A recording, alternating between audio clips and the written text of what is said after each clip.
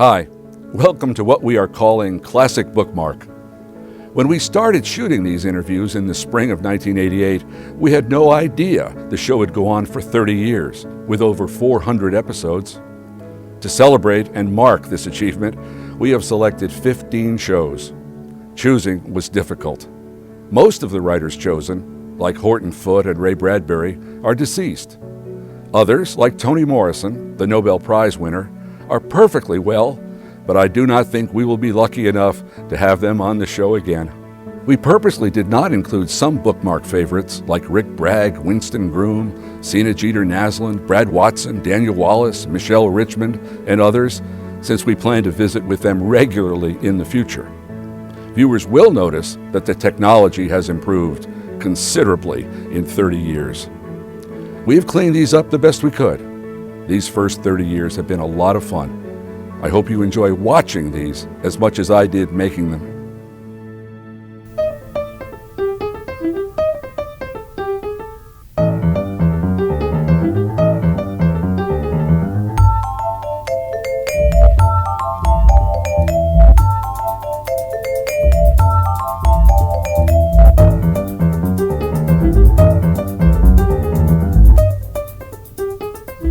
Rita Dove won the Pulitzer Prize for her lyric poems about her maternal grandparents, Thomas and Beulah.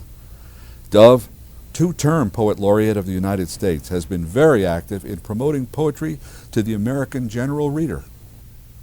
I spoke with Rita Dove at Writing Today, the annual conference for writers and readers at Birmingham Southern College. This is one of your first visits to Birmingham, first visits to Alabama. Well, it's one of my first visits to Birmingham. The only other time I've been in Birmingham is when I had a flat tire once, which doesn't count, I guess. But I did spend a semester at Tuskegee, teaching at Tuskegee Institute, so I have been in Alabama. And you didn't come up then, during that time? It's interesting, yes. I mean, well, I was only here for the semester, and I was exploring. It's really my first time in the South, in the Deep South. So I kept going further south. And the city for Tuskegee is Atlanta. People, I mean, that is the connection. If you want to go to the city, you go up the road to Atlanta. Right. Well, you're from one of the great poetry capitals of America, Akron, Ohio. It is. Why not? Yes. Wonderful idea that would be the cradle of the Poet Laureate. But it is. My understanding is your father was a research chemist. Mm-hmm. What did your mother do? My mother was a housekeeper. And she was, my mother is still alive, both my parents are still alive, but when my father was trying to make it as a research chemist because he was the first black person brought in by the rubber company, rubber industries. But my mother was, she had been a really brilliant student. She graduated at 16. From high school. She would stand in the kitchen and quote Shakespeare while she was cutting up the roast, saying, "Is this the handle I see before me? Is this the knife I see before me?" I didn't know any. I thought everybody's family was like this. Well, they're not. No. It's almost simple to say your house was full of books. You were encouraged to read. I mean, and you've written this in a number of different places, introductions to your books in different places. I'll tell you something that caught my eye that I think is odd. Is you're referring to the food that gets caught in the books because that's what you're eating when you're reading. Yes. And the foods in different books are... They're very strange. One book has crackers in it, but another book has bits of olive in it? Bits of olive, sardines. That's right, yes. And dates. Yeah, dates. Well, it's... To me, when I was a kid, and I was allowed to eat and read at the same time, as long as it was a book that was from home and not from the library. But reading was almost as visceral an experience as eating. And to do these two things together was heaven. So I'd curl up on the couch and I actually did choose the food to eat with certain things. I know it's strange.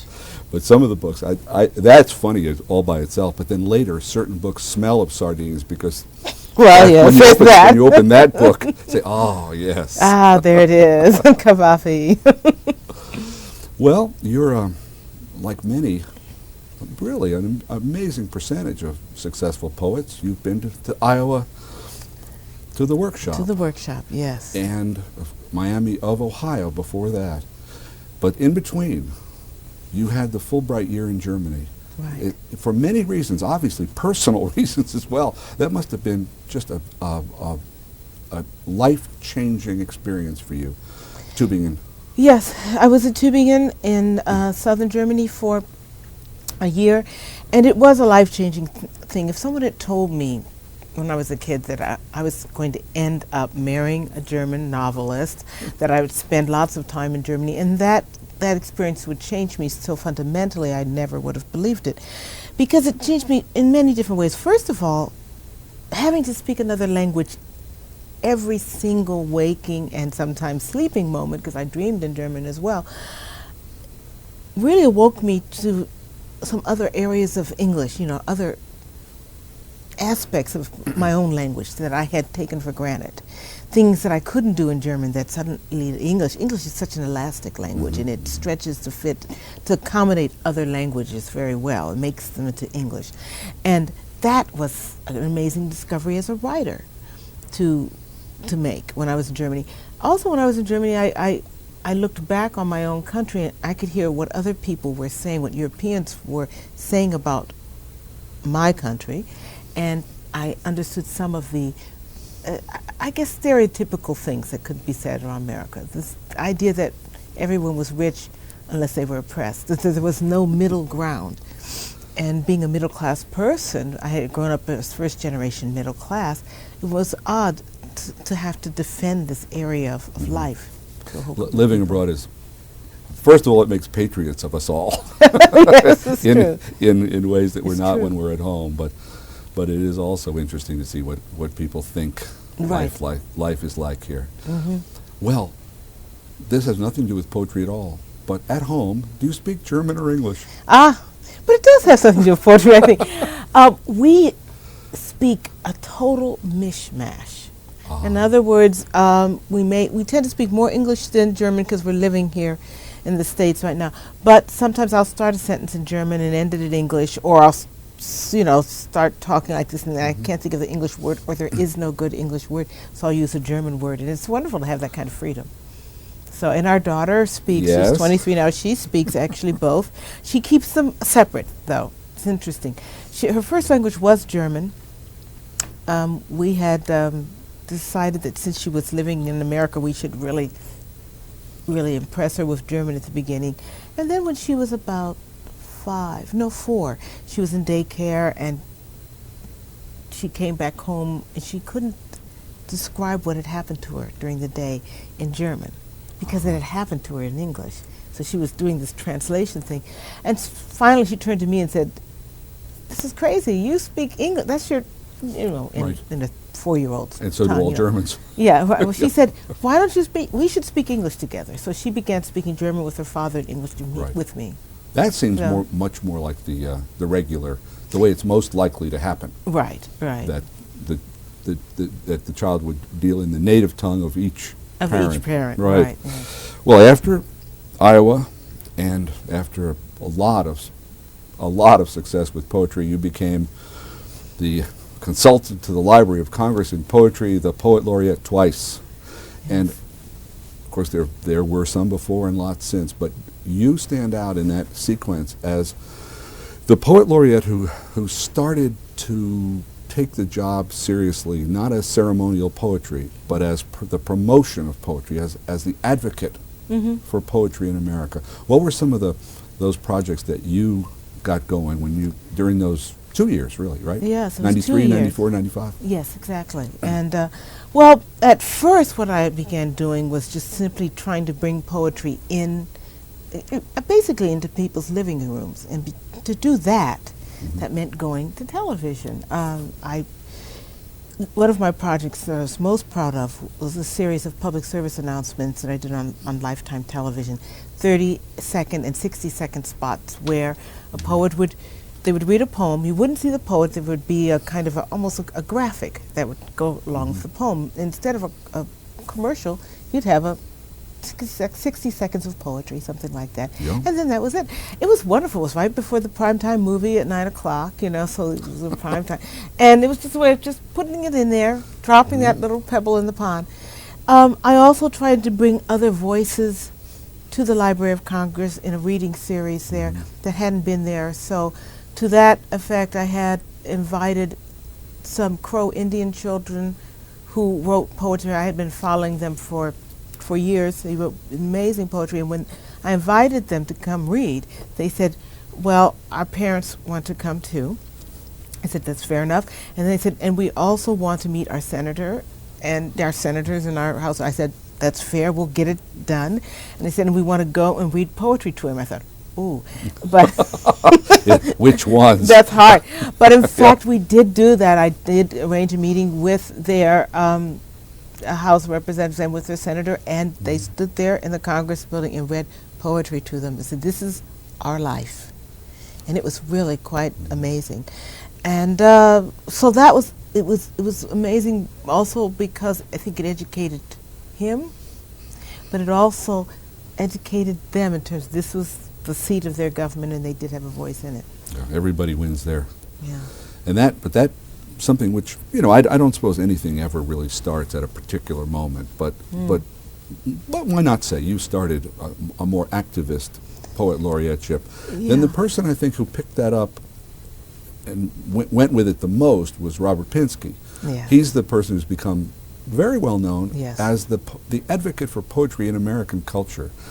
And he had a couple of projects which are probably better known to you than to me. The favorite poem evenings and Well, he's had the favorite poem evenings and then the favorite poem project, a series of videos on the favorite poem, which is a fabulous project. I mean, just to hear people talk about their favorite poems, it's so amazing.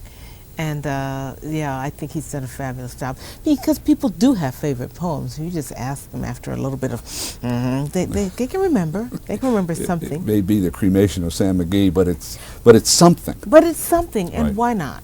Why not the cremation of Sam McGee? It was Barbara Fritchie or something for you, wasn't it? Yes, it was Barbara Fritchie. Shoot if you must, this old gray head, Yeah. but spare your country's flag, she said. Well, young people like rhyming poetry. They do. always have. Because human beings, poetry began with shamans and with music and with drums, which means repetition, and how do you remember something if you don't write it down? By having it come out and rhyme. You remember verse. So before the printing press, that's what happened. It is Right. elemental in us. Well, we'd have no Homer or Virgil. No, we wouldn't. You're right. And slightly less tragic, we'd have no Beowulf. But anyway, there would be losses along the way. Poetry in our culture.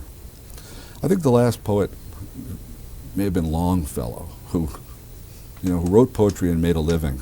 I mean, it's really poetry is odd in America. Here's what I think is happening, and I'm interested in what parts you agree with or don't.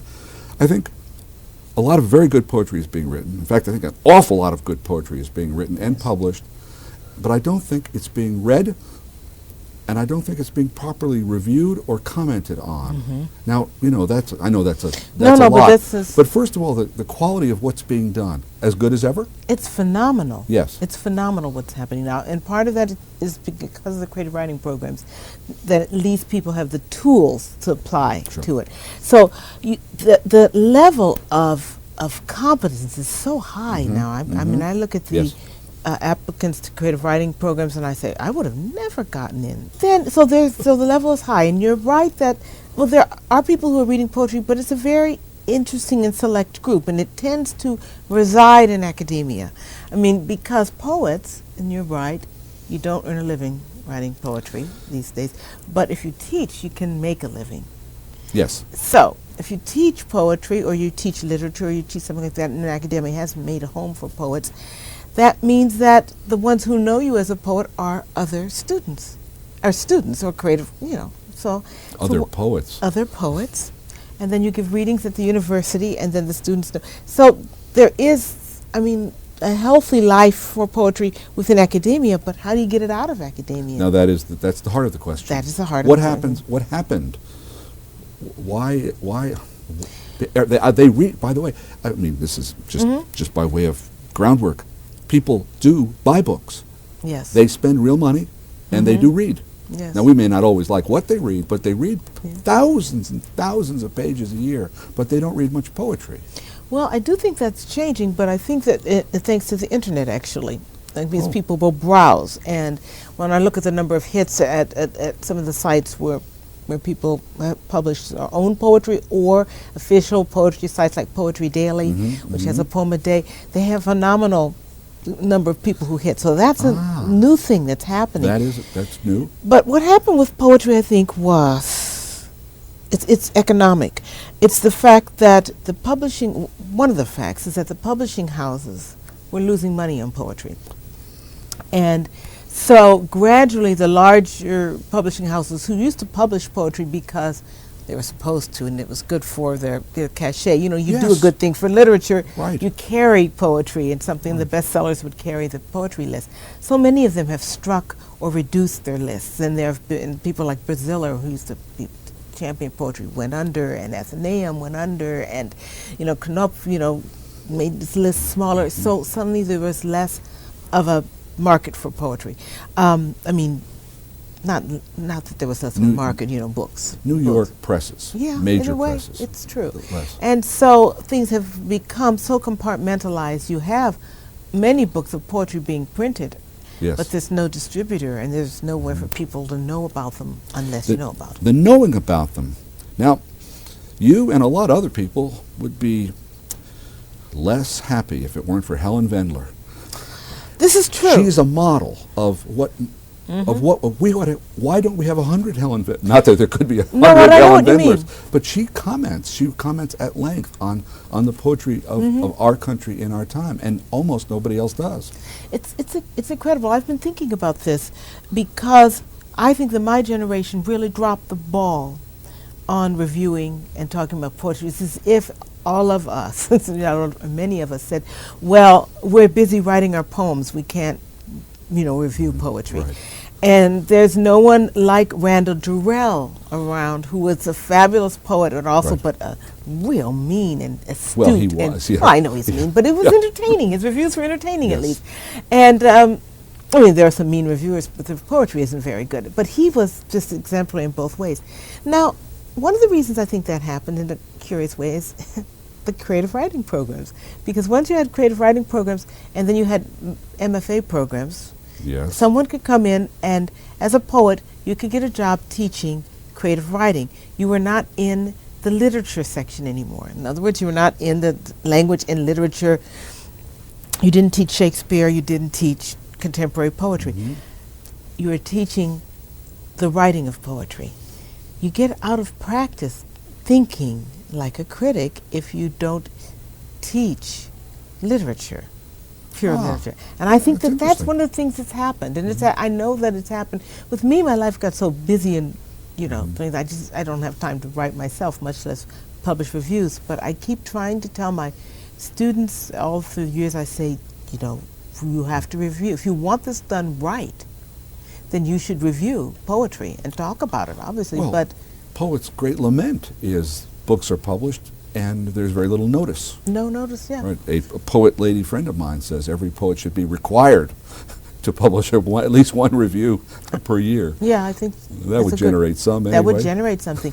And whether one has been praised or reviled by Helen Vendler, the thing is that she, when she wrote a review, when she writes a review, you listen. I'm not Helen Vendler. Well, that's obvious enough. But my impression is that over time in your own work, you've become slightly more personal. That the poems, your newer poems, are more about you, and things more, and obviously your grandmother and grandfather, but which is, I think, maybe the best and obviously the best known of your work.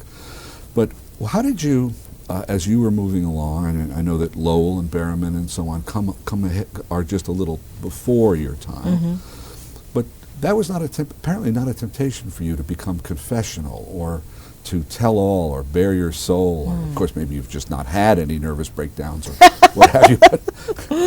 But that commentary on your work is often suggests that for a long time it was lyric, it was historical. I mean, it was historically based, but it wasn't personal. You think that's fair? Is that true? I think that is fair. That's absolutely fair. And I was actually aware of it. I was aware of it from the publication of my very first book, and I couldn't get there. I couldn't get to the personal. And I thought, well, it's going to take a while, and I really thought it was going to take about 2 more books before I could get there. When I wrote Thomas and Beulah, the book about my grandparents, I thought, I'm closer. I'm closer. Well, you're all the way to your grandfather. Right, yeah, got some now let's just move it up a bit.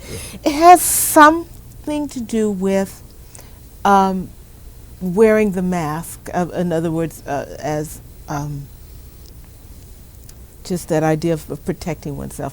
When I grew up, I watched my parents and my father particularly as he fought his way through the chemist industry and how he would guard himself. He would be always prepared, and he would perfectly personable, but there was a part of him that he never let anyone see, because if they could see it, they can hurt you. And I do think that part of that was in me as well. And also there was another thing. That's the race angle, but the other angle is actually the idea that when women wrote about their feelings, it was so easy for critics to say that, oh, it's just another woman writing about love, and so to protect myself from that, now I can think that's what was happening. I wasn't thinking of this consciously, of course, at that time. I wanted to present a very impregnable surface for a while. But you have to just kind of let it go. No one ever said that you were Sylvia Plath, and that's a good thing, too. Not a Sylvia Plath. And I often wonder, I mean, I'm curious in general about writers who enjoy good mental health. See, and you do. I do, and I believe that there are probably more who do than not, or else the libraries would be littered with corpses. But it is not as sexy, of course, to be healthy, and it's not as interesting for the annals, to have someone be perfectly normal. Exactly. The Thomas Manns are not as talked about as the Villons, the Francois Villons. This has nothing to do with me, but I often despair that I cannot write my memoirs because I was raised in Westchester County and joined the Boy Scouts. I mean, nobody wants to hear it, and that's not here or there. You put together an anthology of the year's best, and in your introduction, I mean, that's a job. And you laid out in that introduction the criteria that you were using. And what went into the first pile? First pile was poems that took your breath away. Right. Then you had a big pile of those. But finally, you had to choose just the ones that went in the book. Yes. And they were? Well, they were really the poems. Again, they had to consistently take my breath away. They had to make me feel uncomfortable in some way, and I take that as a good thing. That means it makes me feel that I'm on some very dangerous ground, that I haven't been on before. And those were the criteria. And they also had to, the language had to matter. For me, that language has to matter, that I have to feel the music of the language. It may not be my music, but it's a music that is in the poem, but that's what makes a great poem to me. Will people be surprised to learn that you have a sense of identification with Emily Dickinson? Anyone who really reads my work and thinks about it won't be surprised. Anyone who thinks of people in terms of categories will be surprised. Yeah, I'm trying to imagine you in a little bedroom in Amherst, Massachusetts, well, upstairs. Not that. I would be very happy to hear you read a poem or two. Maybe a short early one and a short new one. Okay. However you choose. All right. Let me read a short early one first from Thomas and Beulah, and I'll read you a poem that takes place in the section where Beulah is trying to find a moment to herself. She has children, and so she goes out behind the garage just to be quiet for a moment. It's called Daystar. She wanted a little room for thinking, but she saw diapers steaming on the line, a doll slumped behind the door. So she lugged a chair behind the garage to sit out the children's naps. Sometimes there were things to watch: the pinched armor of a vanished cricket, a floating maple leaf. Other days she stared until she was assured when she closed her eyes she'd see only her own vivid blood. She had an hour, at best, before Liza appeared pouting from the top of the stairs. And just what was Mother doing out back with the field mice? Why, building a palace. Later that night, when Thomas rolled over and lurched into her, she would open her eyes and think of the place that was hers for an hour, where she was nothing, pure nothing, in the middle of the day. Thomas and Beulah is a wonderful love, courtship, marriage story. Oh, thank you. And I really felt, I had someone write me once and say, well, were they happy? And I said, but of course they were happy. Sure. This is what a marriage is. It goes back and forth. It's a work. You're right. It's a work of art in itself. Let me read you a poem from my latest book called American Smooth. And it's a poem about, we were talking about food, so I think. It's called Chocolate. And I wrote it actually when I was trying to go on a diet. Didn't work. But I had fun writing the poem. Chocolate. Velvet fruit, exquisite square I hold up to sniff between finger and thumb. How you numb me with your rich attentions. If I don't eat you quickly, you'll melt in my palm. Pleasure seeker, if I let you, you'd liquefy everywhere. Knotted smoke, dark punch of earth and night and leaf. For a taste of you, any woman would gladly crumble to ruin. Enough chatter. I am ready to fall in love. Well, that was a treat. Thank you. You're welcome. This whole conversation has been a treat. I really appreciate your being willing to sit and talk with me. I've had a wonderful time. Thank you.